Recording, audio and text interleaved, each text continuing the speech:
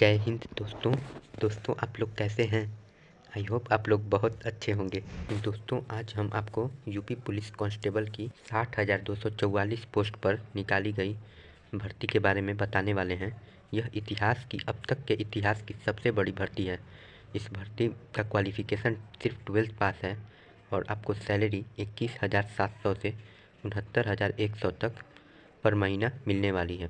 इस वीडियो को अंत तक ज़रूर देखिएगा। हम इस वीडियो में इस भर्ती की क्या योग्यता रहने वाली है, एज लिमिट क्या रहेगी और क्या सिलेबस रहने वाला है, पूरी जानकारी देंगे आपको। तो चलिए हम आपको डायरेक्ट ऑफिशियल वेबसाइट पर लेकर चलते हैं। फ्रेंड्स, अब हम आ गए हैं यूपी पुलिस की ऑफिशियल वेबसाइट पर।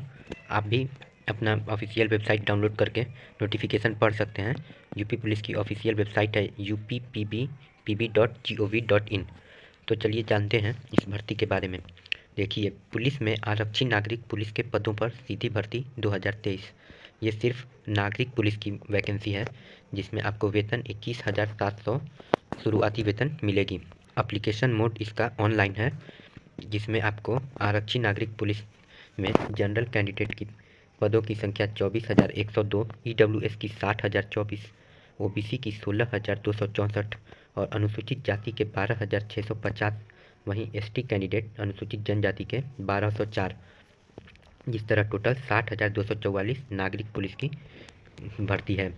इसके ऑनलाइन आवेदन की बात करें तो आपका एप्लीकेशन 27 दिसंबर 2023 से भरा जाना शुरू हो जाएगा और इसकी अंतिम तिथि 16 जनवरी 2024 रहने वाली है। अगर आप फॉर्म भरने में कुछ गड़बड़ी कर देते हैं नाम एड्रेस वगैरह में, तो 18 जनवरी 2024 को आप उसमें संशोधन कर सकते हैं।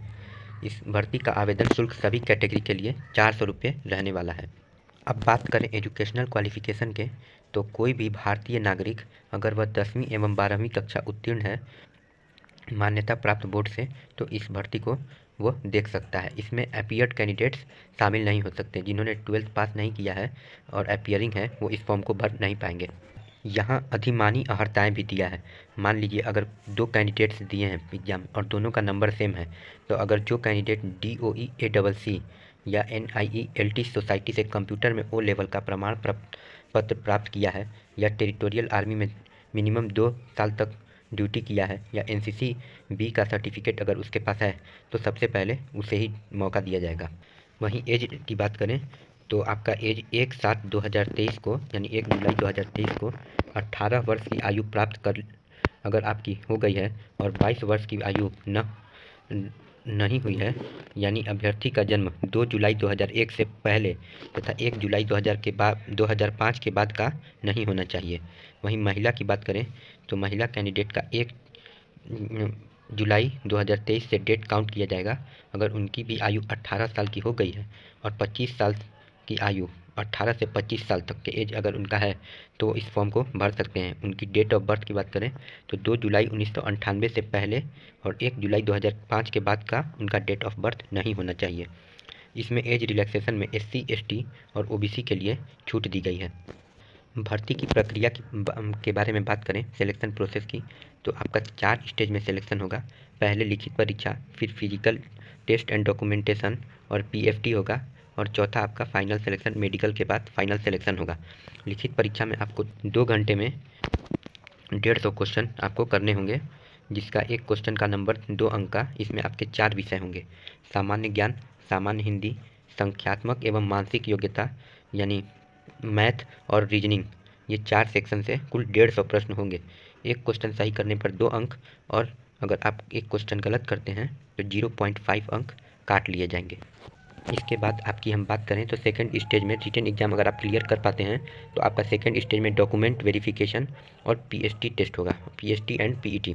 PST में अगर जनरल कैंडिडेट्स से अगर आप आते हैं या OBC या SC कैंडिडेट के लिए हाइट 168 सेंटीमीटर होनी चाहिए पुरुषों के लिए। अगर वहीं ST कैंडिडेट है तो उसका हाइट, ST मेल कैंडिडेट है तो उसका हाइट 160 सेंटीमीटर होनी चाहिए।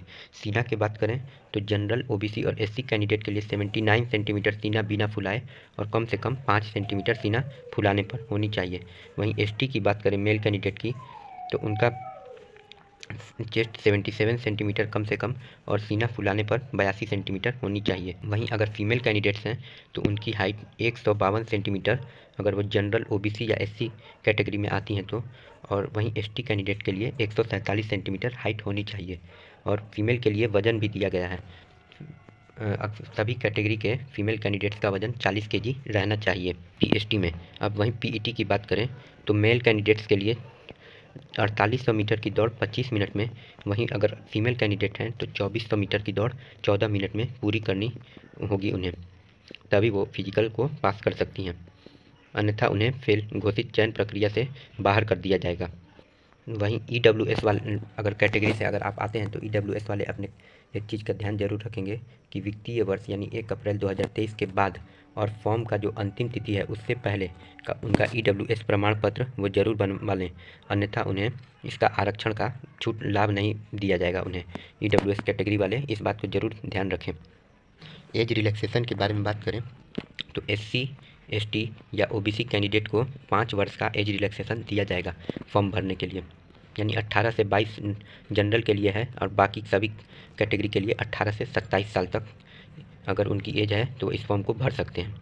इसमें एक नया चीज़ ऐड किया गया है, आपको अपना एजुकेशनल क्वालिफ़िकेशन जो भी है उसे डिजी लॉकर पर आपको अपलोड करना होगा। यहाँ साफ साफ लिखा है, अभ्यर्थियों से अपेक्षा की जाती है कि वे अपने एप्लीकेशन फॉर्म के साथ अटैच किए जाने वाले शैक्षिक या आरक्षण संबंधी अगर ईडब्ल्यूएस सर्टिफिकेट है तो वो ओबीसी वाले ओबीसी अपना non creamy layer certificate, SC certificate, आयु में छूट संबंधी तथा अन्य सभी प्रमाण पत्र जो कि डिजी लॉकर पर उपलब्ध होने चाहिए उन्हें डिजी लॉकर के माध्यम से ही अपलोड करें। तो इस बात का आप लोग सभी कैंडिडेट ज़रूर ध्यान रखेंगे।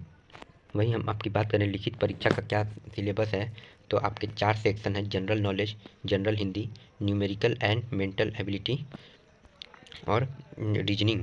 इस 4 सेक्शन से आपके क्वेश्चन पूछे जाएंगे। आप नोटिफिकेशन डाउनलोड करके यूपी पुलिस की नोटिफिकेशन डाउनलोड करके अच्छे से सिलेबस पढ़ लीजिएगा। तो आई होप आपको इस वैकेंसी के बारे में पूरी अच्छे से जानकारी मिल गई होगी। अगर किसी भी तरह का डाउट रहता है तो कमेंट में ज़रूर पूछिएगा और ऐसे ही जॉब संबंधित अपडेट पाते रहने के लिए हमारे चैनल को सब्सक्राइब जरूर कर दीजिए। Thank you.